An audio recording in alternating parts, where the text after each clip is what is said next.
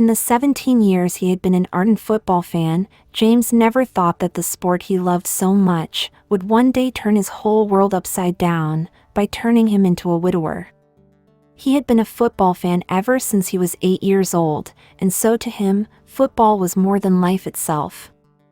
As he sat on his therapist's couch, ready to start his psychotherapy sessions, James was engulfed in a sea of remorse as he painfully remembered how his wife and his 6-year-old daughter had died a cruel death, all because he had gone to watch a football match together with his friends.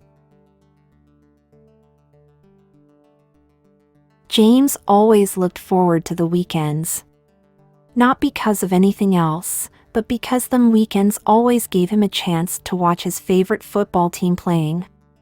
The coming weekend was going to be a great one for him because his team was playing in a cup final.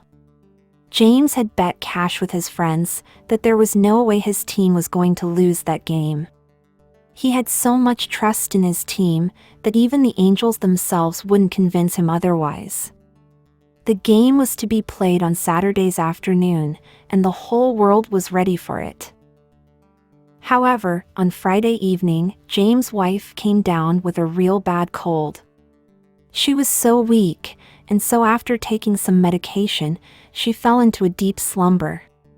James was forced to cook for his 6-year-old daughter, as Mommy wasn't feeling well. Early the next day, James woke up early, made breakfast for the family, then sat down in the sitting room to watch some football news. His wife was feeling weak, and so she didn't take much of the breakfast. However, she came and lay on the couch next to James, and they had a little chat before she fell asleep.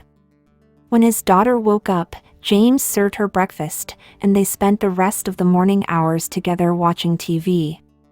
12:30, 1 hour before the start of the game, James woke up his wife and told her that he wanted to go and watch the football match in a club in town. He had the option of watching the game from home, but as is the nature of football fans, watching the game as a group is always sweeter. By now, his daughter was sleeping soundly on the couch. Because she was feeling too weak, James' wife begged him not to go, but James assured her that he would be home immediately the game ended.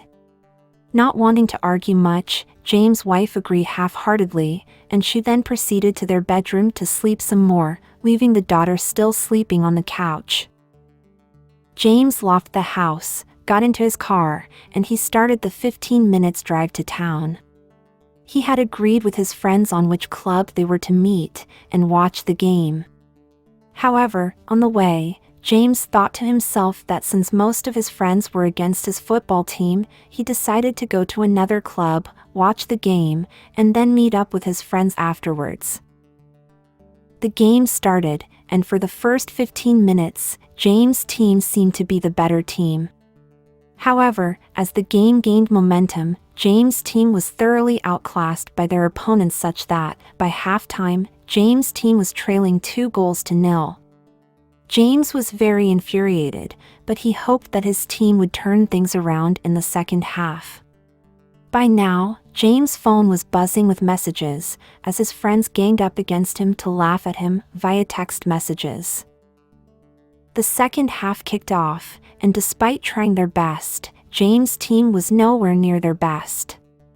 By the 85th minute, they were trailing 5-0.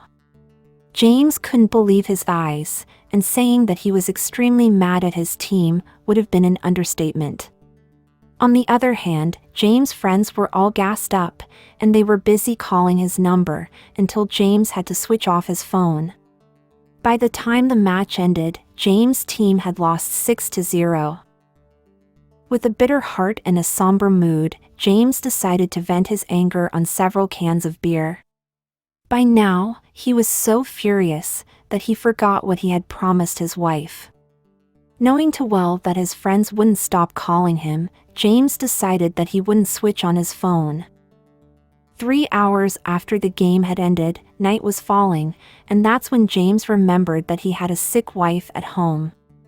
Grabbing his jacket and his car keys, James stormed out of the club, and he started driving home at a steady speed. On the way, 2 fire trucks and a fire engine, driving at top speed, overtook him. James did not give much thought to them, and he continued driving steadily as he mourned his football team's defeat.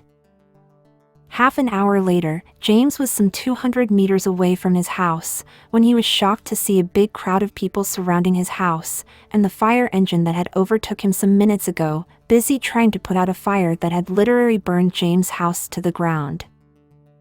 Accelerating his car, James came to an immediate stop in front of the big crowd. He got out of his car, and the moment his neighbors saw him, they all came and tried to prevent him from accessing the site. Fearing that the worst might have happened, James fainted.